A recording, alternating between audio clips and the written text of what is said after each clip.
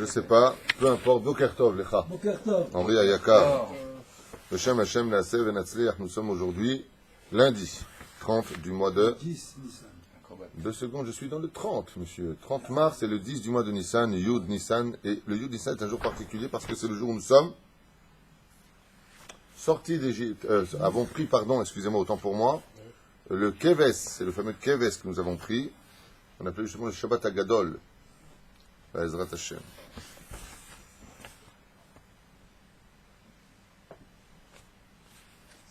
Aujourd'hui, mon fils, il arrive. Si Dieu veut, il y a des aliotes qui se préparent de plus en plus vers la Terre Sainte. À propos de la réussite, Omer Rabbi Nachman, Kolamotzi, Maasrotav, Karaoui, Eno Mafsid Kulum. Tout celui qui prélève ses Maasrot, les dîmes, comme il le convient, ne subira jamais aucune perte. Tout celui qui donne le Maaser, surtout comme on sait en Israël, Bezrat Hashem, vous pouvez être certain qu'il ne manquera jamais de rien. Même en dehors d'Israël, des organismes de Torah. Il faut d'abord et avant tout sauver Eretz Israël. Tous les pays dans le monde entier vivent par rapport à Israël. D'abord Israël. Le Chida Akadosh a écrit dans son Kuntras que la Tzedaka pour Eretz Israël n'est pas de la Tzedaka, mais une obligation qui passe avant toute priorité. C'est comme ça qu'il avait enseigné dans la ville de Bordeaux alors qu'il récupérait de l'argent pour les Shiva de Bethel. Et il lui a dit, nous avons nos pauvres aussi chez nous. Il lui a dit, mais vos pauvres c'est de la tzedaka, chez nous c'est de l'obligation. Car les juifs de Chutz Laaretz ne vivent que par le mérite de ceux qui respirent en Israël. Et comme les gens ils ne comprennent rien, et qui sont imbus de leur personne, mais quand je dis qu'ils ne comprennent rien, c'est pas méchant ce que je dis. C'est pas une insulte ce que je dis. Quand un mur est vert, il est vert. Quand il est bleu, il est bleu. Quand il est blanc, il est blanc. Ce que ne comprennent pas les gens, c'est qu'eux ils te disent, et sinon, au Galout, on n'était pas là pour vous, comment vous feriez? Al-Zénémar, c'est ce qui a marqué dans la Mishnah, Im en Torah, en Kemar.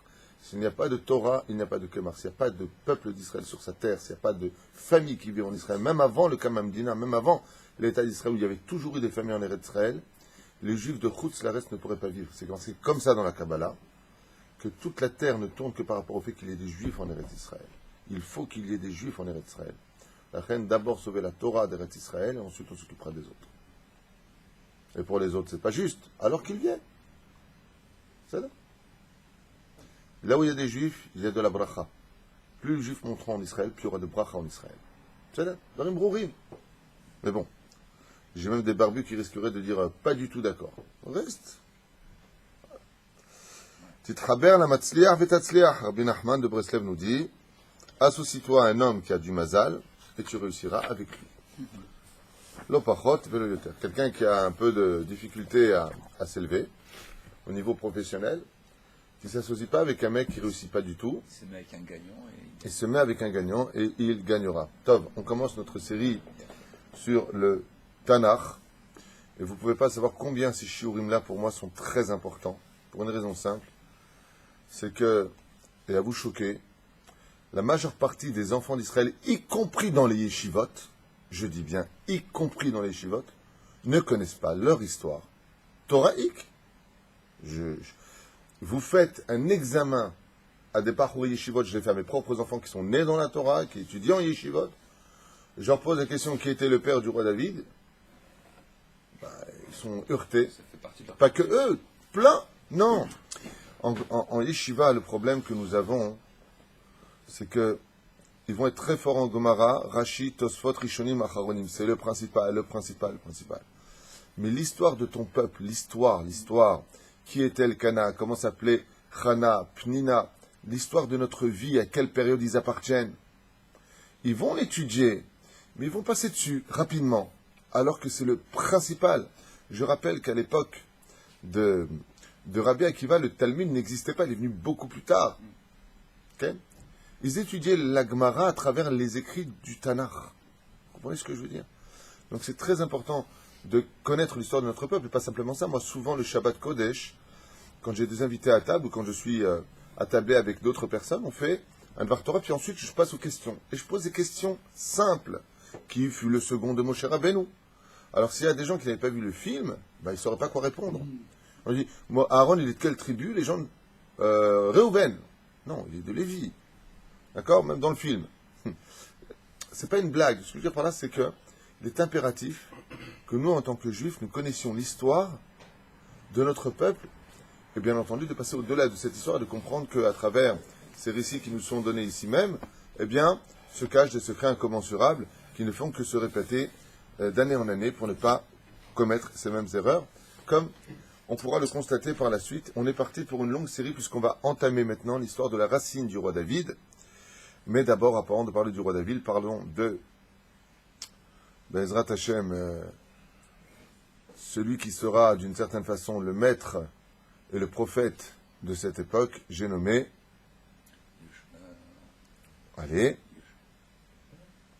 qui était le grand prophète de l'époque du roi Shaoul et du roi David, le grand prophète, Shmuel. Bonne réponse. Le prophète, regardez, vous êtes en face de moi, je vous pose une question simple, et ça, on le savait, c'est pour ça que tu n'as pas répondu. Bien. Elkana avi Shmuel, un avis, Shin'ig et Am Israël bitkufat sheben kufat hashoftim litkufat hamelachim. De quelle période ils appartiennent, Adam, puisque tu as commencé à parler? Des juges. Non. Des juges. Il est dans quelle période, si je te pose la question? Shmuel, un avis, il se trouve C'est pas les rois encore. la fin des juges, le début des rois. Il est dans ces deux périodes ici présentes. Af'ou Navi Aya. Et qu'est-ce qu'était Elkana? Dans quel rang on pouvait mettre Elkana, qui est un très beau nom d'ailleurs hébraïque, Elkana.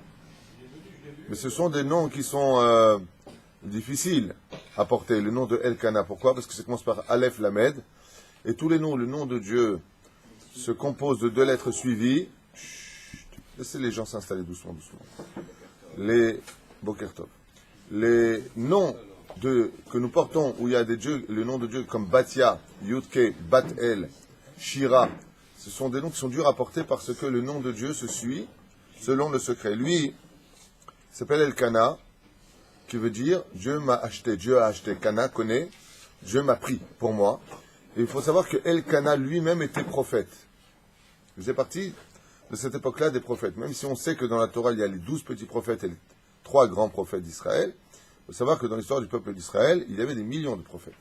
Seulement, on ne prendra que ceux qui auront des prophéties parlant pour toutes les générations. Car tous les autres ont fait des prophéties, ne serait-ce que pour leur génération, leur ville, mise en garde. Okay? Gadol Bedoroaya Elkana ve'afishto Chana, et il était le plus grand. Yona, c'était pour la ville. Non, Yona, tu vois qu'on fait tous les Kippour. C'est l'Haftara de Mincha de Kippour. Et cette Haftara-là vient nous faire réaliser à un degré très pashtani, un degré très très bas, que regarde ce qu'ont fait les goïms. Il a suffi qu'on les mette en garde en disant nous, Dieu va se fâcher, ils ont fait tchouva. Alors, à plus forte raison, les juifs. Bon, ça c'est vraiment pour le Kitalef, ce que je viens de dire, parce que c'est beaucoup plus profond que ça. Mais non, la prophétie de Yona s'adresse effectivement à la ville de Ninive, mais elle est loin de rester cadrée dans Ninive. Elle vient en réalité faire une allusion sur des dimensions qui dépassent tout cela. Le livre de Yona est un livre extrêmement, extrêmement profond.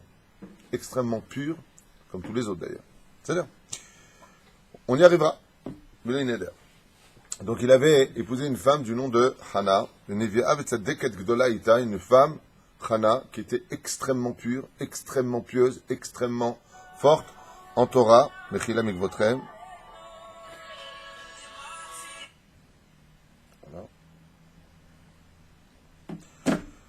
Nevi וצדקת גדולה הייתה, ואלקנה בדורו חשוב היה כאברהם אבינו בדורו.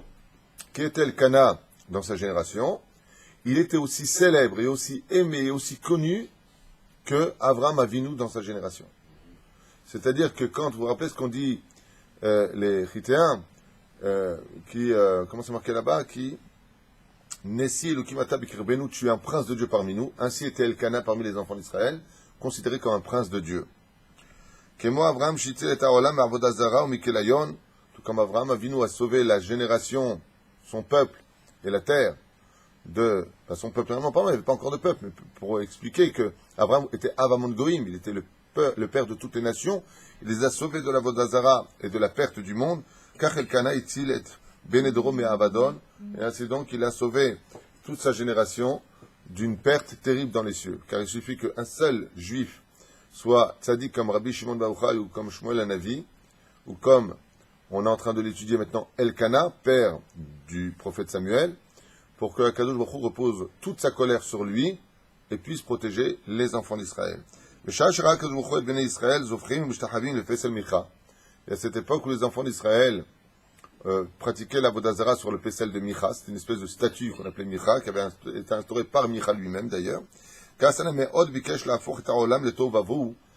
Et si les enfants d'Israël abandonnent la Torah, chas shalom, le monde redevient tohu bohu. Akadosh Baruch Hu n'a plus de raison de laisser la terre tourner, on en a souvent parlé, comme c'est marqué. Et l'enseigne le prophète, Imlo Biriti, Yama Balayla Chukot, Shamim Resto Samti, si ce n'était pas par l'étude de la Torah qui était étudiée le jour comme la nuit, le monde ne tournerait plus. Dieu arrêterait l'histoire de l'humanité. Ulam Bisrut Maasa Batovim Shel Elkana Naha. Mais comme Elkana était un tzaddik tellement fort, à l'image de l'Elef Alfavdanim de la mythologie grecque, Héraclès qui levait sur ses épaules la terre, de la même façon, Elkana avait une telle piété en lui, était un homme tellement kadosh, dans sa façon de se comporter, qu'il portait toute la vérote d'Israël sur ses épaules, et pour lui, le monde méritait d'être sauvé. Pour lui. Donc, la prochaine fois qu'on fait un examen, Elkanah Tzadik, au Racha, vous répondez, Kadosh. Nachada Tova Mar Zakai ou Oto Aish Isher Biglalo Aolam Al Mekomo. Kadosh Baruch Hu a dit, par le mérite de Elkanah, le monde mérite de continuer à exister. Kol Yama Bishtadel Elkanah Lefarsem et Shem Hashem, le Kerev Ben Israël. Et Elkanah, toute sa journée, qu'est-ce qu'il faisait? Il partait de ville en ville, de village en village, pour enseigner la Torah, à écrire des sifrei Torah Bezrat Hashem, à enseigner dans toutes les Beth Knesiot, à former des rabbanim, pour que Bezrat Hashem, la Torah d'Hashem, ne soit jamais oubliée.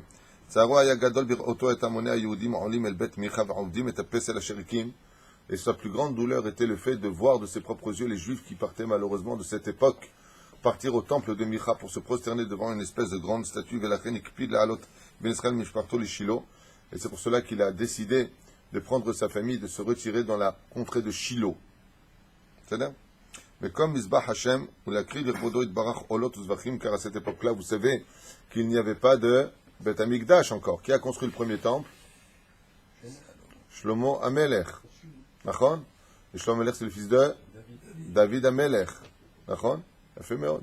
Et David, c'est le fils de Ishaï. Hazak ou Bakbouk. David avait commencé. David avait fait les fondations et le roi Salomon l'a construit. Et pourquoi David ne l'a pas fait? Le roi David, il avait les mains remplies de sang. Et il n'y a que ça comme réponse à donner. Non, Hachem. Parce que le roi David avait tué beaucoup d'humains sur terre, pour la gloire de Dieu, bien sûr, dans le sens où c'était des guerres que les nations du monde cherchaient, donc le roi David était présent pour répondre. Mais ce n'est pas la seule raison. Il y a une raison beaucoup plus secrète que celle-ci. S'il avait construit, il n'aurait jamais été détruit. Absolument, bonne réponse Adam, ça fait plaisir. C'est rare, mais quand ça vient, ça fait plaisir. C'est que si le roi David avait construit le temple, il n'aurait jamais été détruit parce que son mérite était si grand que justement, le temple ne pouvait plus être détruit. למרות שלא היה עשיר, הוציא כסף רב על אותו אל בית השם כדי לעורר את לב העם. Donc, où est-ce que se trouvait le tabernacle à cette époque? La Shiloh. D'accord? Il y a 3 stations en Israël sur lesquelles le peuple d'Israël allait se retourner vers Hachem. C'était le Mishkan Shiloh, ensuite le temple premier Beth Amikdash, deuxième Beth Amikdash, et si Dieu veut très prochainement, Amen. le 3e temple, toujours au-dessus du Kotel, à Maharavi. לעורר את לב העם לאביהם שבשמים להכניס בהם רצון לעלות לשילה ודרכו אל בית השם, היה עוצר בכל עיר ועיר כפר וכפר ברחוב על האנשים העוברים ושבים וטמאים על מעשיו, חזר וסיפר הולך שבשם בשילה, כי משם תצא תורה. Et donc, qu'est-ce que faisait? Il est parti là-bas, comme les gens avaient besoin de lui de poser des questions, il les amenait là-bas, car là-bas on faisait les sacrifices pour Dieu, et c'est là-bas qu'il réussissait à ramener le peuple d'Israël vers la Torah. ועתה החי היה אלקנה מוסיף ומשתדל את האנשים מלשון תחנונים. בואו יחד. Il leur disait, venez, faites teshuva avant qu'il soit trop tard. Réveillez-vous.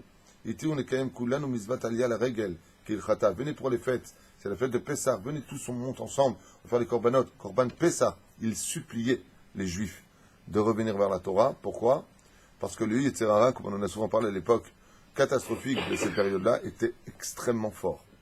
Alors nous, aujourd'hui, on est installé en 2015 de l'art vulgaire sur nos petits fauteuils. Si on avait leur Yetzirara, vous avez bien compris qu'on ferait exactement comme eux.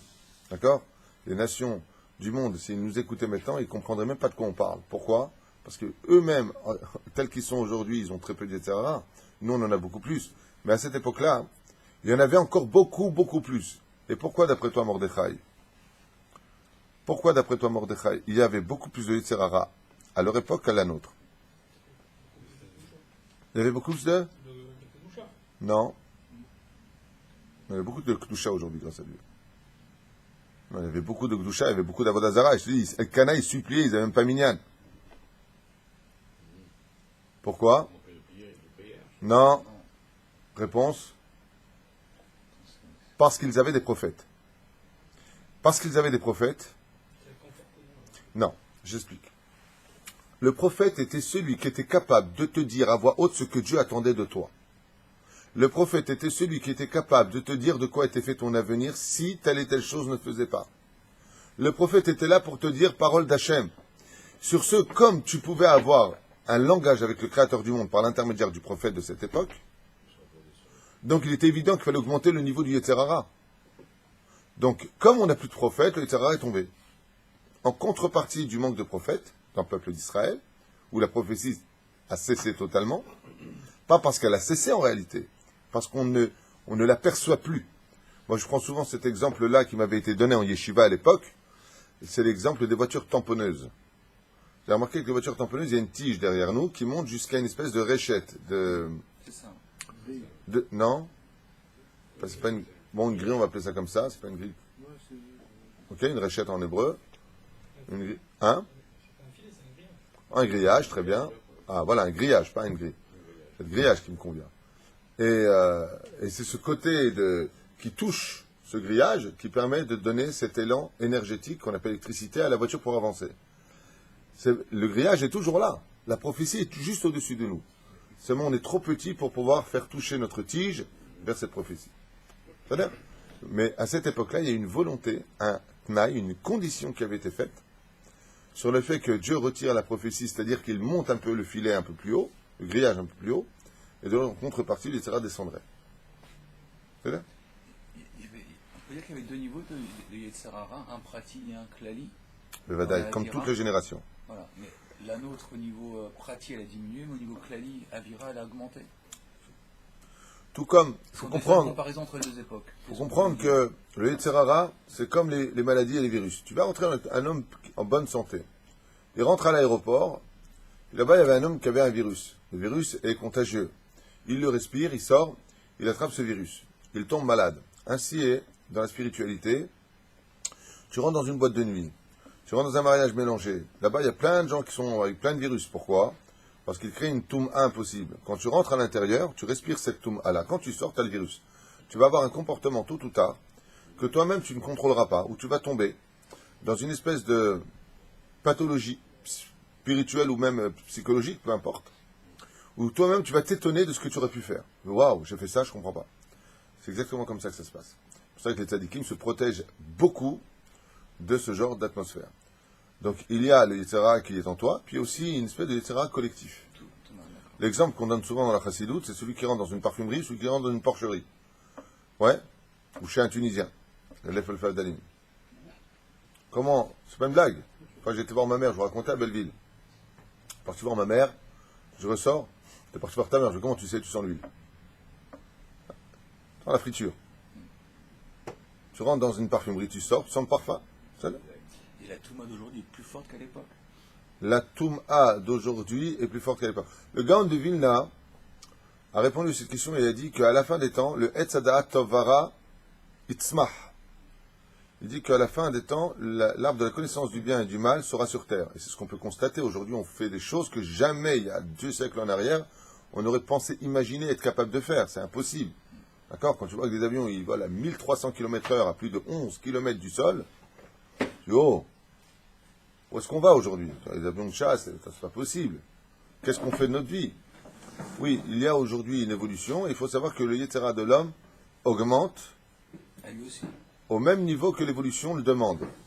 De l'autre côté, vous avez remarqué que quand une bougie est sur le point de s'éteindre, elle fait toujours quelque chose.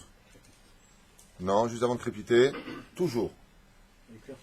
Toujours, c'est bidjouk. Une flamme avant de s'éteindre, elle montre au maximum de son potentiel et elle s'éteint. Toujours. C'est là. Ainsi, comme aujourd'hui nous sommes à la fin des temps, et que le Melech HaMashiach arrive, le Yetzer Hara est en train de gonfler au maximum. Donc plus vous voyez de mal autour de vous, et plus ça veut dire que c'est la fin du Yetzer Hara. Donc même dans cette situation où on a la Geprai, que Dieu nous protège, en Israël, qui est la numéro 1, ce qui paraît au monde, ce qu'on m'a dit, Tel Aviv. C'est ce qu'on m'aurait dit. Lo alenu velo alechem. Je ne le pense pas, ceci étant. On s'en fiche de ce que tu sois Mekabel ou pas. La question est de savoir, même si justement on voit ce Yetzera, écoute ce que je suis en train de dire, des bêtises. Là, on est en train de voir des choses qui sont très difficiles. L'un qui parle sur l'autre qui fait ceci, l'autre qui fait cela. Eh bien, c'est ce que dit, justement, c'est une bonne nouvelle quelque part. Pourquoi? Parce que dans ce mal énorme qui est en train de se produire, si la flamme monte si haut, c'est que elle va s'éteindre. Et que tout ça va cesser du jour au lendemain. Ça, c'est Mekabel? Voilà. בכל שנה היה אלקנה עולה לרגל בדרך אחרת כדי לפגוש אנשים נוספים ולהביא את בית השם לאמור. Regardez comment il était tzaddik cet homme-là. Comme son influence était grande parmi le peuple d'Israël, d'année en année, à chaque fête des Shalosh Regalim, qui sont la fête de Shalosh Regalim, Adam, Pessah, Shavuot et Sukkot, il montait par des chemins différents dans l'espoir de rencontrer d'autres juifs qu'il pourrait ramener avec lui. Et ça, c'est la collectivité d'Elkana. Il méritait, Bezrat Hashem, d'avoir un fils digne de lui.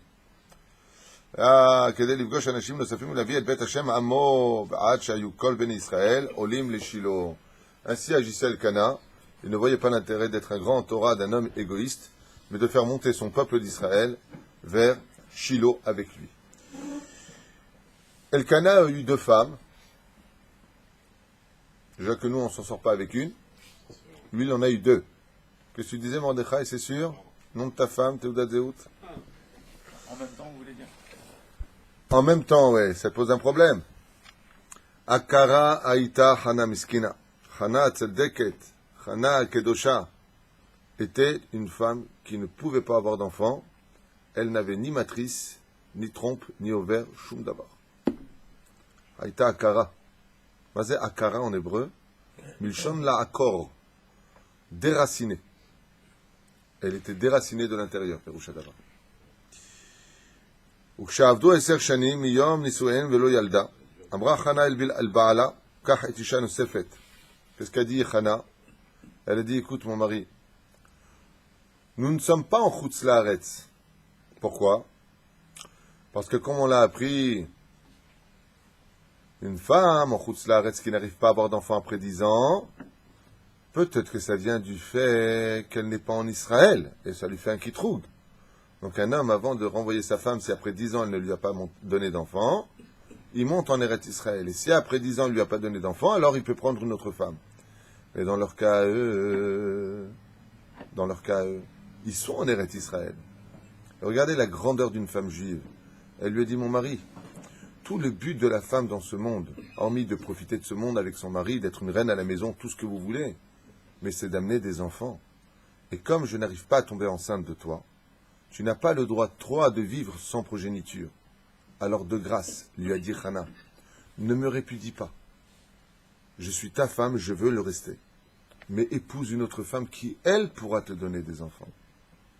Je ne sais pas si vous comprenez la force. Aujourd'hui, une femme moderne écoute ça, elle dit, elle est malade, ça, ouais. Et ben, en tout cas, de Chana, on parle aujourd'hui, en 2015, de l'ère vulgaire, dans notre Beth Midrash. Et tout le monde dans les Shivot connaît Chana Tzadeket, la mère du prophète Samuel. Souvent dans la Torah, il est question de femmes qui ont des problèmes de matrice. Et à aucun moment on vient mettre en cause un éventuel problème de la part de l'homme. Alors, or qu'on sait aujourd'hui que ça peut arriver. Qui t'a dit ça d'abord? Qui a dit quoi? Qui a dit ce que tu viens de dire? Tu n'avais pas marqué. Pour Sarah, c'était son problème à elle. Stop. Ça vient d'un manque de connaissance que tu dis. Abraham ne peut pas avoir d'enfant. Abraham peut avoir un enfant. Abraham avait un problème. Donc tu fais tchouva? Mais c'était pas la seule. Peu importe. Maintenant, la Gemara répond quand même à ta question. Dans Masechet Berachot, on dit exactement ce que tu viens de dire, pour t'aider un petit peu. Au début, je te recadre. Ensuite, je vais dans ton sens pour t'aider. La Gemara, elle dit, pourquoi Béhémet, Akadosh Baruch Hu, il a toujours fait en sorte que les grandes d'Israël soient toujours stériles. Ah, c'est une mode ou quoi? Dès que t'es grande, t'es stérile. Et là, chez Akadosh Baruch Hu, Hafez Betfilatam Shel Tzadkaniot. C'est que la femme, pour répondre à ta question, quand elle prie, elle déchiquette les cieux. une femme seule dans sa cuisine, dans son salon, dans la rue, prie Hachem, elle atteint des niveaux beaucoup plus hauts qu'une synagogue remplie de 1000 juifs qui sont en train de prier. Et Akadosh Baruch Hu, il adore la prière des femmes. 1 milliard de juifs. Tfila Shelisha, Shava Akol. Quand une femme, elle prie, des fois, il y a des gens qui ont des problèmes de Parnassa. Et ils vont voir des Mekoubalim, ils vont voir Adrod. Mais va voir ta femme. Va voir ta femme. Et tu lui dis, arrête de pleurer. Prie pour moi. Hein? Qu'est-ce que ça te fait rire, toi? Hein? Arrête de pleurer ou ouvre-moi le compte. Ou ouvre-moi le compte. Quel compte? Écoute, tu régleras tes problèmes avec Mireille Dumas, attends. Il aime la prière. Donc, comme la femme, elle a un manque, elle prie de toutes ses entrailles, de toutes ses forces vers Hachem. Et Akadosh Baruch Hu, quand il voit, pas comme nous on prie, une femme, quand elle prie vraiment, elle est bina, elle est sentiment. Ce qui fait que, non, c'est pas une question de hava. Tout de suite, elle pleure, tout de suite, elle vit sa prière. Puis elle parle avec son cœur. Nous, quand on prie les hommes, on est dambared. Baruch Ata Hashem, je lui ai dit, tu te rappelles, on passe à autre chose. On n'a pas ce côté que la femme possède, ce côté sentimental dans la prière, ce côté union dans la prière. Hachem, c'est peut-être et tu le vois, je vais te dire une chose. Moi, je ne serais que quand je vois ma propre épouse en train de prier, tu vois que Béhémet, elle est concentrée, tu vois qu'elle est avec Hachem. Nous, quand on prie les hommes, dès qu'il y en a un qui rentre, on regarde à droite, à gauche. C'est pas, je ne suis pas un qui trouve, grâce de Shalom. On n'est pas tous comme ça. Mais de façon générale, l'homme, quand il prie, il a un peu d'ambared. Bon, on a le livre, on lit. La femme, par exemple, un exemple simple. Hein. Combien je reçois de mails quand c'est des femmes qui me disent je comprends pas ma Hamida, ça me dérange, est-ce que je peux la faire en français? J'ai pas un homme qui va me dire ça. Vous voyez ce que je veux dire? Elle a besoin de comprendre. Donc elle a une particularité dans sa prière qui est tellement forte qu'à elle toute seule, elle fait un minyan. Voilà. Ça te va? La reine Akadosh Baruch Hu, il donne un manque, parce que quand la femme elle a tout, par contre, c'est compliqué. C'est pour ça qu'il est bon que la femme, il est toujours un petit manque, à droite, à gauche. Pourquoi? Pour qu'elle prie Hachem. Et tu le vois, quand une femme est en manque, elle veut se marier, elle fait Perek Shira, Nishmat Kol Chai, Shira Shirim, Azia Shir Moshe. Dès qu'elle a trouvé le mec, le lendemain, c'est bon, plus rien. Plus rien, elle arrête net. Donc, Akadosh Baruch Hu fait toujours en sorte que la femme, elle a toujours des petits, tu sais, Dieu la taquine sur les côtés, style, arrête, qui vient pour qu'elle reste en contact avec son Créateur. Parce que quand une femme a tout, ça peut être très compliqué par la suite. Parce que la femme, elle est gvoura, elle est din, elle est midatadin. Donc quand elle a tout après, il y a des choses qui se ferment, choses qui deviennent hermétiques. C'est pour ça que c'est bien que Bezrat Hashem, quand on a une femme, Baruch Hashem, c'est bien de la gâter, mais de ne pas tout donner. De telle façon à ce qu'elle ait toujours envie d'avoir un espoir même quand on est riche, il ne faut pas tout donner à chaque femme. Tout donner, c'est la perdre. Il faut donner avec mesure, intelligemment.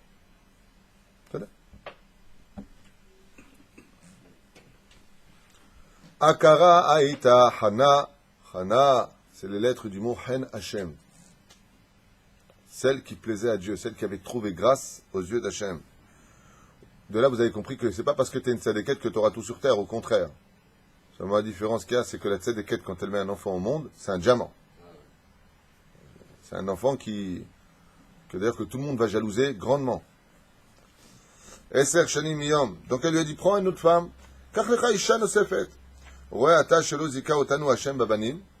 J'ai vu que Dieu nous a pas donné le mérite d'avoir toi et moi un enfant. Regardez ce qu'elle fait. Regardez ce qu'elle dit. Hana dit à son mari, Elkana, mon mari, je prends sur moi le fait d'avoir une autre femme dans ma maison. Vous comprenez ce que ça veut dire? Qu'il y ait une autre femme dans la maison, donc avec qui tu auras bien entendu tes relations, avec qui tu partageras ton repas. 2 femmes. C'est terrible. Pas de façon comme certaines personnes qui ont 3-4 femmes dans leur vie, comme les Indiens et tout ça, qui s'en fichent, ou en Amazon où ils vont avec la femme de n'importe qui. Il y a des valeurs. L'amour, la fidélité, comme on sait, le peuple d'Israël est comparé dans les Ktubot, qu'est-ce qu'on met comme symbole? Colombe et pigeon. Pourquoi colombe et pigeon? Parce que ce sont des animaux qui restent fidèles à vie. Quand un pigeon trouve sa colombe, il n'ira plus jamais vers une autre colombe. C'est pas comme le lion qui a un rem. Okay? Yerachem alay, bisroudze. Peut-être que Dieu, en voyant que je suis prêt à travailler mes vertus, d'aller au-delà de ce que je voudrais tellement, mon mari, c'est avoir que pour moi tout seul, je veux faire entrer une autre femme qui peut-être, elle va te donner tes enfants. Et c'est dur pour une femme de voir son mari avoir des enfants avec une autre, et c'est pas ses enfants à elle. Et la mère est présente. Et toi, tu es sur le côté. Et tu es chez toi et tu es la maîtresse de maison. Et tu dis rien. Peut-être qu'elle a dit par cette épreuve-là, Dieu va avoir pitié de moi, il va me donner un enfant. Peut-être. Tu veux une baguette, tu l'achètes. Tu veux un enfant de grande envergure, faut souffrir. D'ailleurs, j'ai répété ça à quelqu'un récemment qui m'a dit Rav Tuitou, je souffre vraiment beaucoup. Pourtant, j'ai fait une telle teshuva, j'ai un beau cours, Shabbat, J'ai eu encore beaucoup à arranger. Mais laisse-moi te dire une chose. Tu as vu le fils que tu as, Bli Aynara? Il m'a dit, ouais, c'est exceptionnel. Un fils comme ça se mérite. Il faut un peu souffrir. Il m'a dit, ça veut dire que ce que je souffre, c'est pour mon fils? Je lui ai dit, pour moi, oui.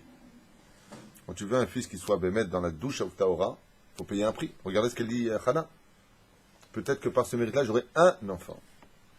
Vous connaissez la suite. Bisroudze beiten li yeladim. Elkana shama lidivrei ishto venasa isha nosefet. Elkana, il n'a pas hésité, il a pris une autre femme tout de suite, car lui, il voulait une descendance.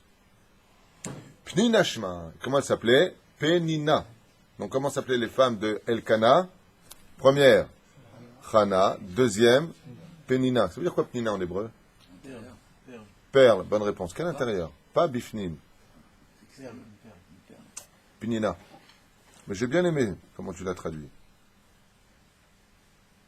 Penima, peut-être tu voulais dire toi. Ouais.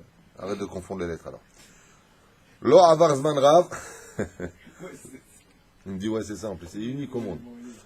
Lo avar zman rav velifnina noldu banim, et dès qu'il a épousé, tac, à la fin de l'année, un bébé est né dans la famille. Banim ken. Vaïta isha hadasha metzaeret et chana tzaddekat ad belidai. Et elle, qu'est-ce qu'elle faisait, Pnina? Dès qu'elle tombait enceinte, elle les uns après les autres. Elle disait, ouais, il y en a qui ont de la chance. Hein. C'est la vie. Heureusement qu'il y a un Dieu sur terre. Hein. C'est beau. T'as vu? Viens, Hana, viens voir comment il bouge dans mon ventre.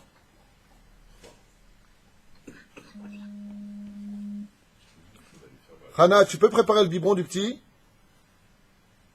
Même si tu n'en as pas, au moins tu t'occuperas des miens. C'est l'anniversaire. Vous comprenez? Alors, allez, nous voulons alechem. C'était quoi, Hana, une sadeket ou une réchaïte? Pnina. C'était une réchaïte. Tu te rends compte de faire une chose pareille? Sadeket, tu dis? Elle donnait son fils à Pnina. Pnina, elle donnait son fils à Hana. Elle lui disait, fais attention, hein, c'est pas ton fils. C'est dur, hein? Bechol yom, baboker ou ba'erev. Et elle ne cessait de la piquer avec ça. Matin comme soir. La gala omrara et chaya. Et elle se moquait d'elle. Ah ouais. Quoi tu sers, t'es une femme, bon tu peux faire peut-être le ménage, on te servira à quelque chose. Et l'humilier. Baboker et apnina mashkima bkum omeret achana madou enech mizdazeret lakum. Et comme elle se levait pour changer la couche du bébé, et elle disait à Hana, Hana, pourquoi tu te lèves pas la nuit, toi, pour faire quelque chose?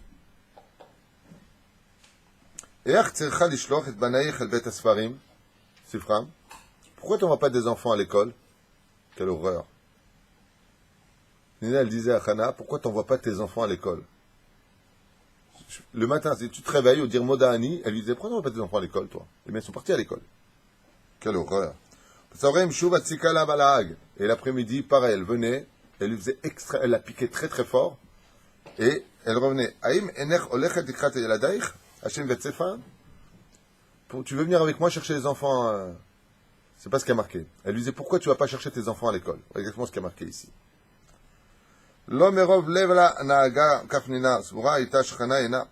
Maintenant, il nous dit ici notre ami Igal, qui est très loin, je vois à peine, au Baruch Haba, il nous dit, pourquoi on a dit Pnina, c'est une réchaïde de faire une chose pareille. Toi tu dis c'est une sadeket, explique-moi.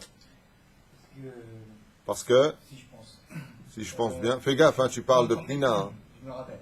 Ah, En vérité, Hana, elle, ce qu'elle a fait, elle s'est mise dans une situation un petit peu dangereuse pour arriver que Hachem il puisse la comprendre et donner des enfants par rapport au fait qu'il ait ramené une rivale dans sa maison. Et en fait, Pnina, ce qui s'est passé, c'est qu'elle a accentué ça, dans le sens où elle lui faisait exprès du mal pour lui donner plus de route pour qu'elle, justement, elle puisse avoir ça. ah, alors c'est dommage, tu as donné la bonne réponse, mais tu as dévié juste à côté. C'est dommage.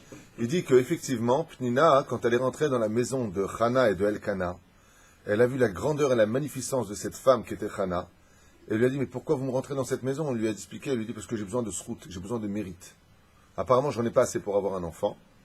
Et donc, toi, tu dis que Pnina va l'aider dans ce sens en disant, alors puisque tu es toujours stérile, je vais te faire souffrir, comme ça tu auras encore plus de srout. C'est ça? C'est très bien. C'est très bien, j'accepte cette idée. Mais maintenant, je te lis ce que disent les sages. Zvura itap Hana ena mitpalelet. Lo merov lev naaga kar. En réalité, Pnina était une vraie tzadéket. Et elle adorait Hana. Et elle versait des larmes la nuit pour Hana. Seulement, Pnina, qui était une femme très élevée en spiritualité, et une femme qui avait beaucoup d'estime pour Hana, ne comprenait pas le verset qui disait dans le 145e Teilim, Karov Adonai lechol koreav lechol asher yikrahu be'emet. Et dit, c'est impossible que si tu pries de toute ton âme et de tout ton cœur, Dieu ne t'exauce pas. C'est qu'apparemment, tu souffres pas assez. T'as pas assez mal. C'est-à-dire que tu t'es maintenant habitué, tu as baissé les bras. Donc comme Pnina connaissait le secret de la prière et qu'elle estimait que Hana n'avait pas assez mal, c'est vrai, des fois tu as un problème. Je vais te donner un exemple. Quand quelqu'un vient te voir que tu as énormément et te dit que tu as un problème, comment tu vas prier pour lui? Mais si on t'annonce que ce problème, c'est le tien. Tu vois, d'un coup, tu vas changer tout de suite ta prière. Hana avait un peu baissé les bras dans sa prière.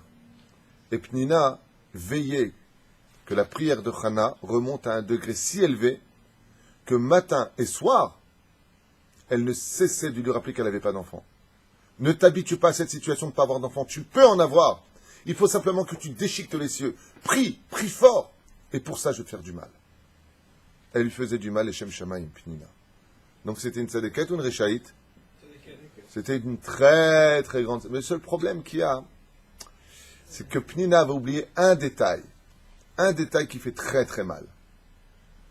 C'est quand dans le judaïsme, il n'y a pas de Robin des Bois. On ne vole pas les riches pour donner de la tzedaka aux pauvres. Et on ne fait pas une mitzvah donc sur le dos d'une avéra. Si tu fais le moindre mal à une personne, le moindre mal, tu le payes. À un tel point que les sages nous ont dit, ne sois jamais porteur d'une mauvaise nouvelle. Tu apprends la mort de quelqu'un, chazvé shalom, la mort de quelqu'un. Il faut lui dire, il est onen. Ne sois pas celui qui va lui dire, tu sais, telle personne est morte. Ne sois pas celui-là. Pourquoi? Parce que tu vas lui faire du mal. Ta bouche lui a fait du mal. Mais c'est pour une mitzvah. Dis-lui, tu sais, ton autre frère est vivant. Ne sois pas le porteur d'une mauvaise nouvelle. Parce que même si tu viens faire une mitzvah en te donnant une mauvaise nouvelle, automatiquement, tu le paieras. Et Pnina, ici, il ne se rend pas compte qu'elle est en train de jouer avec le serpent. Parce qu'en voulant inciter Hana à retrouver un niveau de prière spirituelle très élevé, elle a fait verser beaucoup de larmes. C'est-à-dire beaucoup de larmes. Et ces larmes-là se lèveront en temps et en heure et exigeront justice vis-à-vis d'Hachem. N'oublie jamais ce détail-là. Même si c'est avec une bonne kavana. Même si la kavana, elle est on ne peut plus belle. Même, c'est pas une bonne kavana, elle te dit. Oui, mais malgré tout, on ne fait pas une idée sur le dos d'une avéra. Pnina a oublié un détail et ça va lui coûter extrêmement cher. Tu vas voir le prix qu'elle va payer, il y a de quoi pleurer. D'un côté, kol hakavod pour ce que tu as fait, de l'autre côté, tu as fait une avéra. Alors des fois, c'est malheureux à dire, il faut rentrer dans la boue pour sortir le diamant. C'est-à-dire, maintenant, au-delà de tout cela, il y a des gilgulim, des réincarnations qui se cachent derrière tout ce que je suis en train de vous dire, et qui en réalité vont te montrer que tout est parfaitement contrôlé et que les choses devaient se passer de toute façon, entre guillemets, comme cela. C'est pas le problème que pourraient avoir les pères vis-à-vis de leurs fils quand ils sont un petit peu durs pour les pour les renforcer, pour les faire grandir.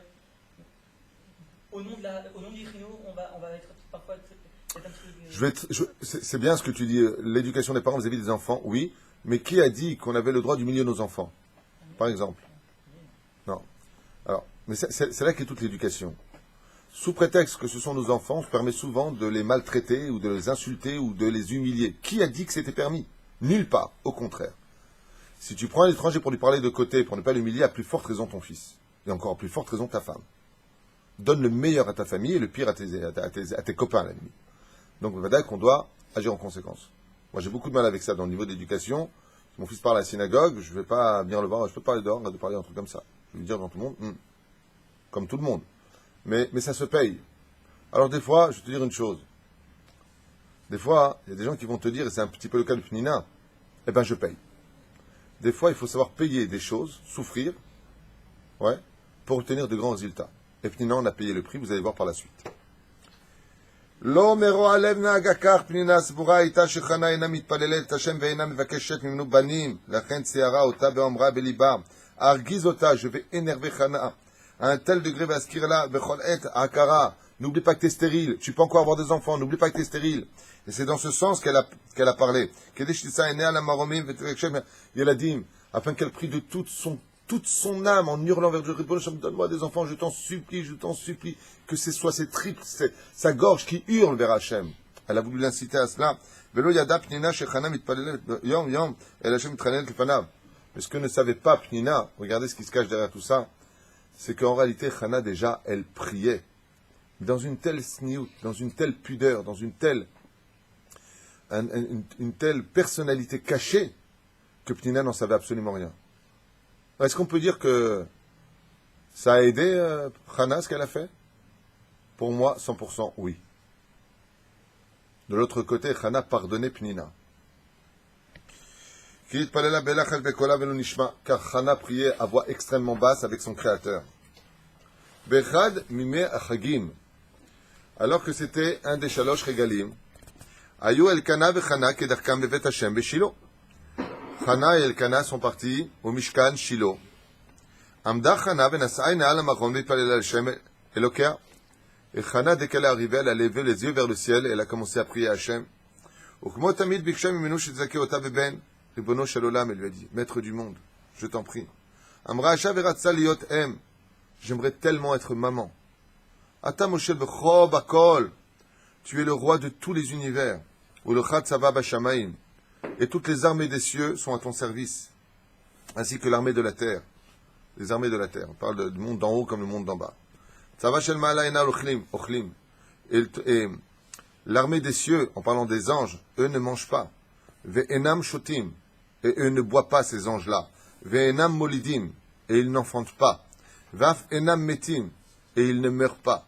Chaim em leolam. Et ils vivent pour l'éternité. Ve'ilu tzava shel mata. Et l'armée qui se trouve en bas, Bene Adam Asher Lo Yatzarta. Asher Yatzarta Slicha. Cette armée qui est composée d'hommes et d'humains. Eux, ils boivent. Eux, ils mangent. Et ils apportent des enfants dans ce monde. Et ils meurent quand vient leur temps. Vani Hashem Elokai. Lechan Shayechet. Et elle a dit, Ribono shel olam. Tu as deux armées sur terre. L'armée d'Israël et l'armée des anges. Hashem Tsevakot. Ceux qui sont dans les cieux, ni ils meurent, ni ils mangent, ni ils boivent, ni ils dorment, ni ils enfantent. Ceux qui sont sur terre, ils mangent, ils boivent, ils dorment, ils meurent, ils sont malades, ils ont des enfants. Il dit, moi j'ai juste une question. J'appartiens à quelle équipe? Celle du haut ou celle du bas? Si tu me dis que j'appartiens à celle du bas, l'armée d'en bas, donc je devrais avoir des enfants. Et si tu me dis que j'appartiens à celle d'en haut, alors je devrais être éternel et un ange, pas sur terre. Donc décide Hachem. Je fais partie de quel groupe? Je suis un ange ou si je suis un humain? Si je suis un ange, je n'ai plus rien à faire sur terre. Et si je suis une femme, chère de ce monde, alors donne-moi des enfants. Ça décrit sa souffrance quand même, ça. Hein? Ça décrit sa souffrance, ça, quand même. Certes, elle souffre. On n'a pas dit qu'elle ne souffrait pas. Parce qu'on l'a dit, Imen li yeladim. Aim shechetani la tzava lemala. Si j'ai pas d'enfant, donc je suis en haut. Imken lo achal velo ishte. alors elle lui a dit, apparemment, regarde la suite comme c'est beau, elle lui a dit, Chana, à Hachem, alors apparemment, puisque je n'arrive pas à avoir d'enfant, c'est que je suis un ange. Et donc à partir de maintenant, je ne devrais donc ni boire, ni plus manger. Ve'aflo amut leolam. Et ainsi donc, comme je suis un ange apparemment à tes yeux, je ne devrais donc jamais mourir. Ach im em ben beroe mata anochi olechet veshota tani liot kemo kulam. Mais si tu veux que j'aille maintenant Mishkan Shilo, boire et manger, dormir, être humain, alors donne-moi la suite, donne-moi des enfants comme tout le monde. Ten gam li banim kemo lish'ar bnei adam, rechem alay. Aie pitié de moi, Eloké Rahamim, toi qui es le Dieu de tout miséricorde, Vezakeni beben chacham et tzadik, et donne-moi un enfant qui soit chacham et tzadik. Vous savez ce que j'aime le plus chez cette femme extraordinaire, Chana? Elle a une particularité. Une chose que, Behemet, on peut vivre encore aujourd'hui. Quand pendant 20 ans tu n'as pas d'enfant et que cet enfant prodige arrive, qu'il est d'une beauté hors du commun, qu'il est tout ce que tu aurais voulu sur terre, qu'est-ce que tu fais de cet enfant? Tu le gardes près de toi toute ta vie. Chana, dès qu'elle aura cet enfant et qu'il sera sevré, elle dira, bon, je n'ai pas voulu un enfant pour moi, pour mon égoïsme à moi, c'est pas un jouet, c'est pas une poupée que j'ai voulu. J'ai voulu un enfant, les Shem Shamayim. J'ai voulu un enfant pour toi. Pour que je sois un maillon de l'histoire juive qui fasse quelque chose de grandiose pour ton nom à toi, Hachem. Et elle apportera chez Aéli, pas Eli. Non, monsieur, écoute ce que je dis, pas Eli. Ah, d'accord, Aéli. Maintenant, tu l'as dit. Attention, j'ai plein de témoins.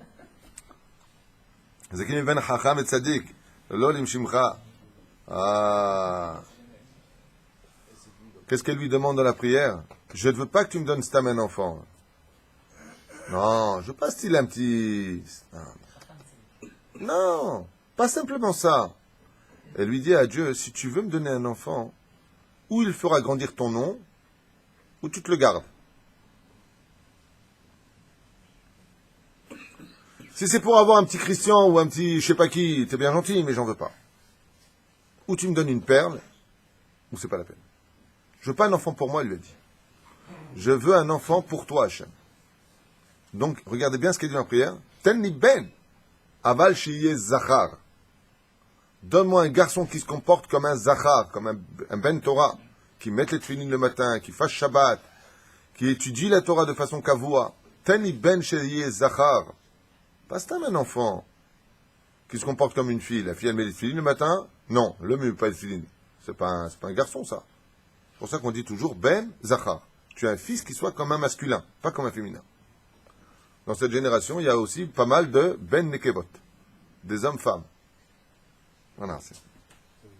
Tfilat Chana, matzahen bene Hashem. Et à ce jour-là, Kadosh Baruch Hu, il a beaucoup, comme tu as dit, Mordechai, Dieu, il a beaucoup aimé la prière de Chana. Kol hakavod Chana, il lui a dit. Vayomer isha tzuva ozo et chanena lefnanai, vatelet ben. Et Dieu a donné l'ange Laïla. Pourquoi Laïla, Dafka? Parce que c'est l'ange responsable de la fécondation. Il a dit à l'ange Laïla, descends sur terre en cette nuit et apporte une neshama spéciale pour Chana. Vous savez qui est cette neshama spéciale qu'il est parti chercher? Non. Qui est cette neshama qu'il est parti chercher? Vous savez comment il s'appelle cet enfant? Vous savez pas?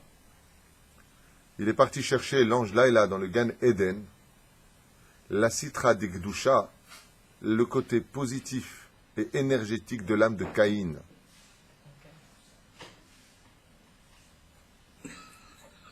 Caïn, quand il est mort, Caïn était rachat, même s'il a fait teshuva, une partie de son âme était noire, parce qu'il a commis beaucoup de meurtres, il s'est révolté contre Dieu, il était orgueilleux.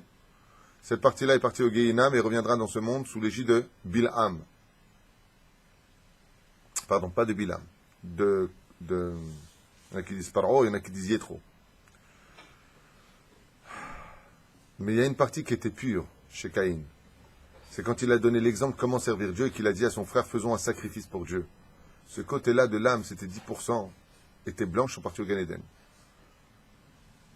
Caïn face à Evel. Evel, il vient du côté du droite. Droite, c'est le Rahamim. Caïn, il vient du côté du gauche. Il vient de Midat Adin. Caïn, c'est le mal. Comme on dit, Sitra Ahara, c'est Mola. Comment on appelle l'ange du mal en hébreu? Vous avez compris, il ne faut pas le dire. Samech Mem. Sama Kel. C'est-à-dire, si j'écris en hébreu, ça fait quoi? Shemoel. Qui veut dire le côté gauche. D'où son nom. C'est-à-dire, il est parti chercher cette âme extraordinairement élevée, plus que celle de Hevel, mais qui venait des forces du bien de Caïn, pas des forces du mal de Caïn. Velo biksha avuro osher vechavod. Elle n'a rien demandé, ni osher, ni kavod, rak roa chokma ou bina. Je demande rien, je veux juste simplement un fils qui soit dans la Torah. La reine Ivaled la ben asher yair bechokmato, vetzitkato. Ainsi donc naîtra un fils qui, de par son intelligence, sa grandeur et sa pureté, fera faire son nom sera connu sur terre. Vegadol yeh kevodo bervod Moshe ve'Aaron. Et il sera si élevé en Torah de par la prière de Chana qu'il, à lui tout seul, équivalera, écoutez bien, à Moshe et Aaron. Comme on le dit, Moshe ve'Aaron bechoanav, ou Shmuel bekoreh shemo. Moshe et Aaron étaient grands parce qu'un était Cohen, l'autre était Lévi, patati patata. Mais Shmuel bekoreh shemo, par son propre nom, il a brillé plus que tous les autres. Shmuel a dit à lui tout seul équivalait sur une balance à Moshe et à Aaron. Waouh! Mamash. Et Aïcha, on se donne encore 5 minutes, je finis. Et Aïcha mitpaledra Eli Cohen. Et Eli Cohen Gadol. Eli, ce même Cohen qui était le Gilgoul de qui d'ailleurs, Eli, vous savez? Eli, c'était le Gilgoul de qui? Il avait un côté masculin, un côté féminin, Eli. Si je prends les lettres du mot Eli, Aïn, la Yud, et que je les inverse, ça fait les lettres du mot Yael. Rappelez, on avait étudié Yael. Il y a une partie Yael qui s'est réincarnée en lui, c'est le côté de la Gvoura, de Yael qui a été si forte. Mais Eli Cohen Gadol, en réalité, c'est la réincarnation de qui? De Aaron à Cohen. Comme ça, il rapporte le Hari. Gilgul et Neshamot, du Rama de Pano.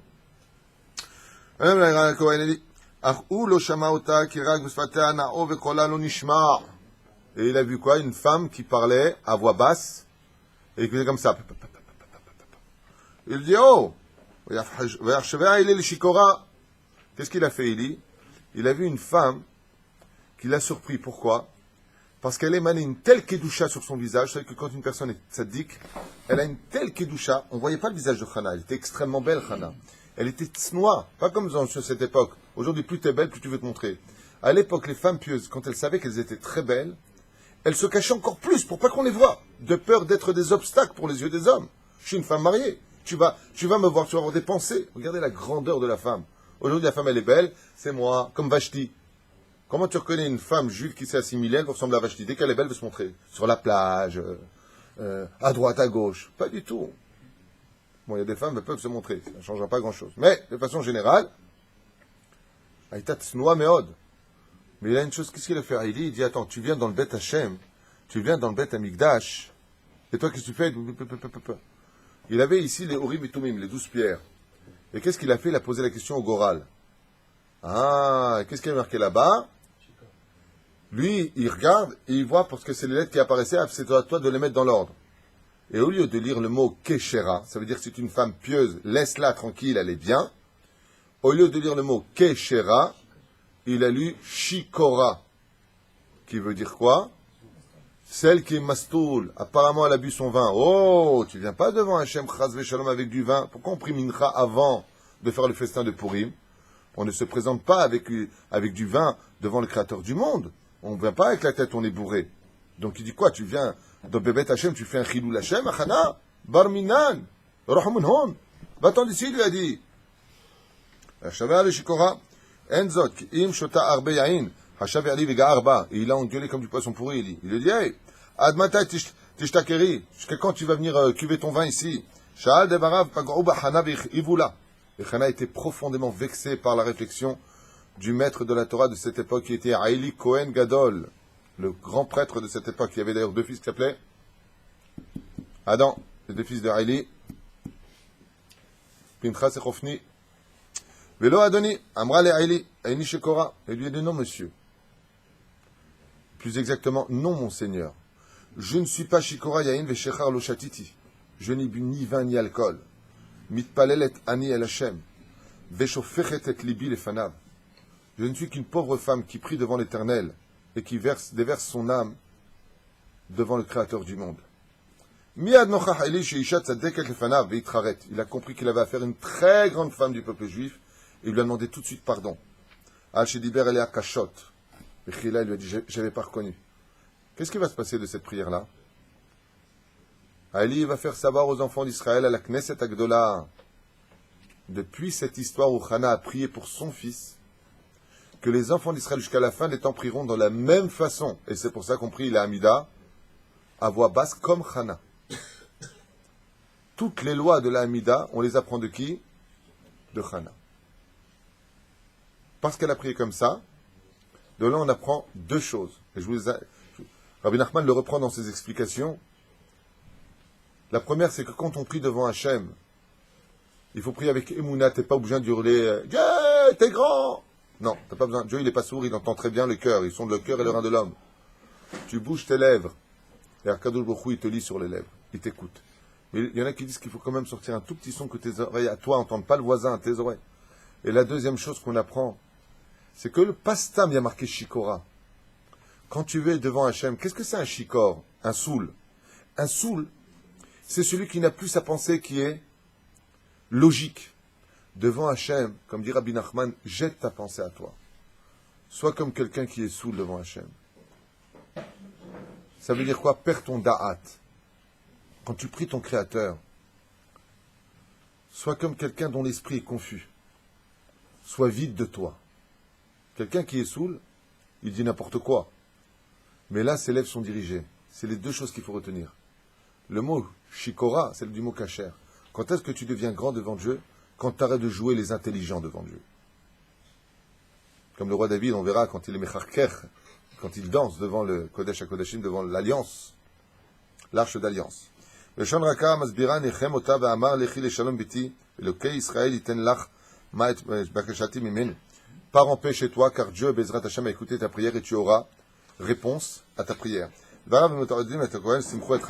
Quand Hana elle a entendu de la bouche de Haïli Cohen Gadol qu'il avait confirmé sa prière, elle est rentrée mazéreuse, Panea Oru, et son visage est devenu encore tellement clair. En pleine nuit, Hana était une lampe, tellement elle était heureuse, comme quoi combien la joie de vivre réavive la neshama à l'intérieur de nos corps. Velo Haïta Atsuva Od, et n'avait plus aucune tristesse en elle. Bitachon Veshen ou Birkat Tzadik Mila et Liba. Sa émouna en Dieu, sa confiance en Hachem, et la bracha du Tzadik ont rempli son cœur d'allégresse et de joie. Simcha Shana et Beta. Shava el Beta. Elle est retournée chez elle dans une joie intense. Be'ezrat Hashem. Voilà.